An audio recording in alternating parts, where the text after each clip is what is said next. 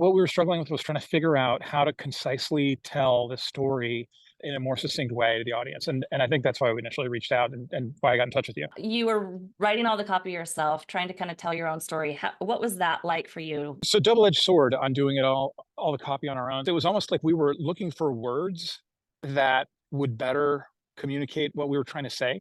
And what we came to realize was it wasn't the words or interchanging words. It was actually we needed somebody with fresh eyes to look at this and hear what we were saying and put it into the context of a first time reader, listener.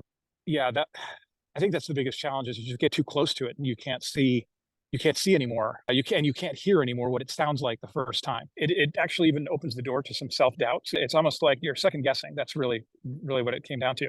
Really started second guessing what we were trying to say. That makes sense. And for a lot of my clients, they end up tweaking, fine tuning, which is part of that second guessing, but it also becomes really time consuming, and it's not the Yeah. best use of your time, obviously. Yeah.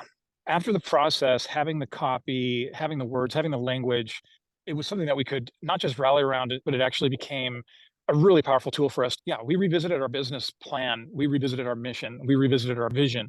So we revisited these key pieces, and that language actually ended up replacing a fair amount of, if not influencing it significantly. So it was almost like closing a chapter on what seemed to be a chapter that wouldn't end. So it's sort of like it felt like writer's block to a certain degree. Yeah.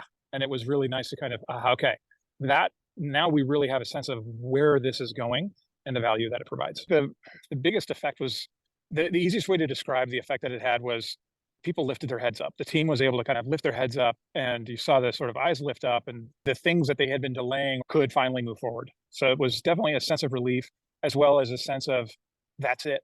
That's it right there. So it was incredibly powerful for the team. It made me feel like we made the right decision to seek counsel from someone that knew how to do this with a perspective that we simply couldn't have because of how close we were to the work. So yeah, it felt like the foot came off the brakes and we were able to get back into acceleration. I think for me personally, it was excitement about the initial idea again. Sometimes that excitement starts to wane after you've been in that water long enough. So it was reinvigorating, I think would be the right word. It was very reinvigorating. I think my favorite part of the process was seeing the results. I think that was probably the most exciting part was I was really looking to find what I was going to disagree with. And it was incredibly challenging to find anything that I disagreed with. My favorite part of the process was collaborating with you on the work that you delivered and the surprises that it held for me with the content that you created and how significant the change was. If I had a friend who was on the fence about working with you, my initial reaction would be, if you've been stuck this long, really what do you have to lose and what do you have to gain if you were to be able to make progress? I feel it would be really valuable.